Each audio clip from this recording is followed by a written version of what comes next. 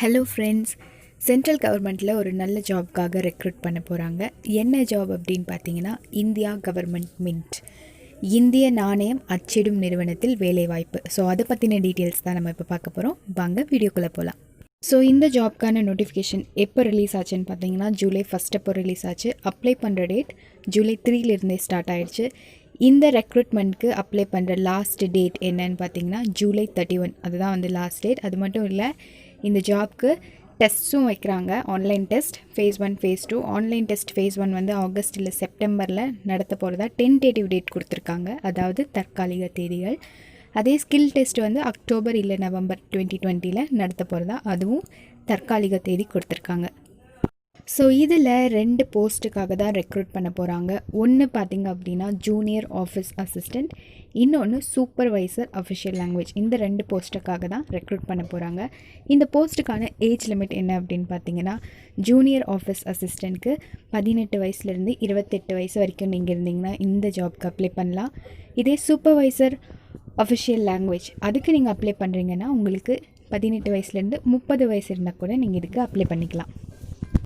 இந்த எக்ஸாம்ஸ்க்கு age relaxation இருக்குது. அதாவது உங்களோட வயது வரம்பு முடிஞ்சிருந்தால் கூட சில வருடங்களுக்கு சில கேட்டகரியில் இருக்கிற கேண்டிடேட்ஸ் நீங்கள் எக்ஸாம்ஸை அட்டென்ட் பண்ணிக்கலாம். அதுதான் ஏஜ் ரிலாக்ஸேஷன். இதில் ஓபிசி நான் க்ரீமி லேயர் பீப்புள்ஸ்க்கு பார்த்தீங்கன்னா 3 இயர்ஸ் ரிலாக்ஸேஷன் இருக்குது. எஸ்சி எஸ்டி கேண்டிடேட்ஸ்க்கு 5 years, ex servicemen candidates general கேட்டகரினா 3 இயர்ஸ், ஓபிசி நான் க்ரீமி லேயரில் 3 இயர்ஸு. இதே எக்ஸ் சர்வீஸ்மென் கேண்டிடேட்ஸ் எஸ்சி எஸ்டியாக இருந்தாங்கன்னா அவங்களுக்கு 5 இயர்ஸ் ஏஜ் ரிலாக்ஸேஷன். பிடபிள்யூடி இருக்காங்க இல்லையா, பர்சன்ஸ் வித் டிசபிலிட்டிஸ், அவங்களுக்கு ஜென்ரல் கேட்டகரினா 10 இயர்ஸ், ஓபிசி நான் க்ரீமி லேயர்னா 13 இயர்ஸ், அதே எஸ்சி எஸ்டியில் பிடபிள்யூடியாக இருந்தாங்கன்னா 15 இயர்ஸ் ஏஜ் ரிலாக்ஸேஷன் இருக்குது. ஆல்ரெடி அங்கே சர்வீஸில் இருக்கிற கேண்டிடேட்ஸ்க்கும் கொடுத்துருக்காங்க. ஸோ அது நமக்கு வேண்டாம். விமன் கேண்டிடேட்ஸாக இருந்தாங்க அப்படின்னா ஜென்ரல் கேட்டகரியில் 33 வயசு வரைக்கும் இந்த எக்ஸாம் அட்டென்ட் பண்ணிக்கலாம். ஓபிசி நான் க்ரீமி லேயரில் 36 வயசு, எஸ்சி எஸ்டி விமென்ஸாக இருந்தாங்கன்னா 38 வயசு வரைக்கும் அட்டென்ட் பண்ணிக்கலாம். அதே டிஃபென்ஸ் பர்சனலில் டிசபிள்டாக இருப்பாங்க இல்லையா, அவங்க ஜென்ரல் கேட்டகரியில் இருக்கிறவங்க 3 years relaxation, SC ST 8 years relaxation இருக்குது. இந்த ஜாப்ஸ்க்கான எஜுகேஷ்னல் குவாலிஃபிகேஷன் என்னென்னு பார்த்தீங்கன்னா, ஜூனியர் ஆஃபீஸ் அசிஸ்டண்ட்க்கு எந்த டிகிரி முடிச்சிருந்தாலும் பரவாயில்ல, பட் 55% மார்க்ஸ் எடுத்துருக்கணும். இன்னொன்று, உங்களுக்கு பேசிக்கான computer knowledge with typing speed இருக்கணும்.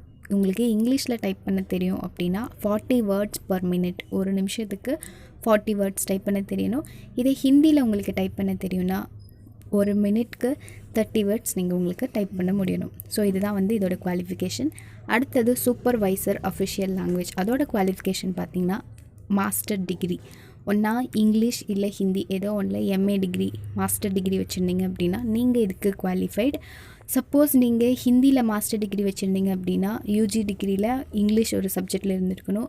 ஒருவேளை நீங்கள் இங்கிலீஷில் மாஸ்டர் டிகிரி வச்சுருந்தீங்கன்னா யூஜி டிகிரியில் ஹிந்தியில் ஒரு சப்ஜெக்ட் நீங்கள் வச்சுருக்கணும். அது மட்டும் இல்லாமல் 1 இயர் எக்ஸ்பீரியன்ஸும் இதுக்கு கேட்குறாங்க. என்ன எக்ஸ்பீரியன்ஸ்னால் ஹிந்தி டு இங்கிலீஷ் உங்களுக்கு ட்ரான்ஸ்லேட் பண்ண தெரிஞ்சிருக்கணும், ஆர்எல்ஸ் இங்கிலீஷ் டு ஹிந்தி உங்களுக்கு ட்ரான்ஸ்லேட் பண்ண தெரிஞ்சிருக்கணும்.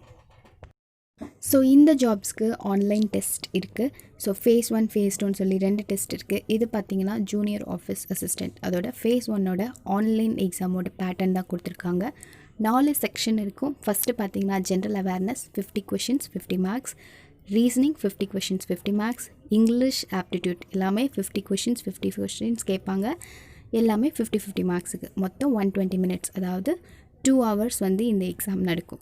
ஸோ இதில் நீங்கள் ஜென்ரல் கேட்டகரியாக இருந்தீங்கன்னா 55% மார்க் நீங்கள் ஸ்கோர் பண்ணிங்கன்னா நீங்கள் குவாலிஃபைடு. ஓபிசினா 50% மார்க்ஸ், எஸ்சி எஸ்டினா 45% நீங்கள் ஸ்கோர் பண்ணிங்கன்னா நீங்கள் இந்த எக்ஸாமில் குவாலிஃபைடு. ஸோ இது குவாலிஃபைட் ஆகிட்டிங்கன்னா ஃபேஸ் 2 எக்ஸாம் வைப்பாங்க. ஃபேஸ் 2 ஜூனியர் ஆஃபீஸ் அசிஸ்டண்ட், அதுக்கு ஆல்ரெடி நம்ம டைப்பிங் தெரிஞ்சுக்கணும் அப்படின்னு பார்த்தோம். அதாவது உங்களுக்கு டைப்பிங் ஸ்பீட் இருந்தால் போதும்.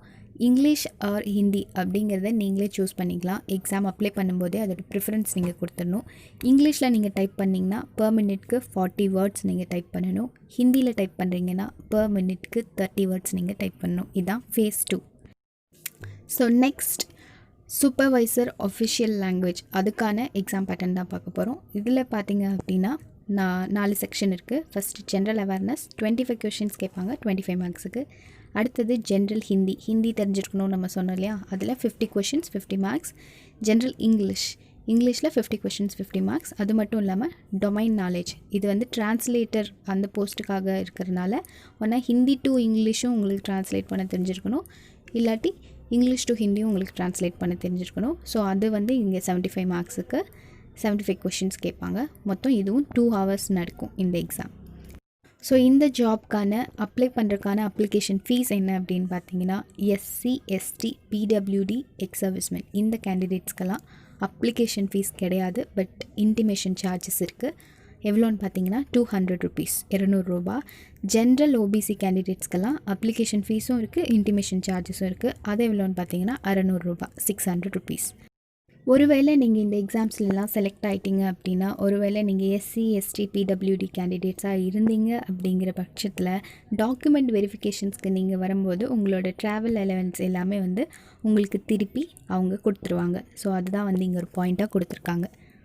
ஸோ இந்த எக்ஸாமுக்கான சிலபஸ் என்ன அப்படின்னு பார்த்தீங்கன்னா, ஜென்ரல் அவேர்னஸில் இது வந்து சூப்பர்வைசர் அஃபிஷியல் லாங்குவேஜ் அந்த போஸ்ட்டுக்கான சிலபஸ். ஜென்ரல் அவேர்னஸில் current affairs, Indian polity, modern Indian history, அது மட்டும் இல்லாமல் MS ஆஃபீஸ், அதுக்கப்புறம் பேசிக் கம்ப்யூட்டர் ஸ்கில்ஸ் உங்களுக்கு தெரிஞ்சிருந்தால் போதும். இதுதான் ஜென்ரல் அவேர்னஸோட சிலபஸ்.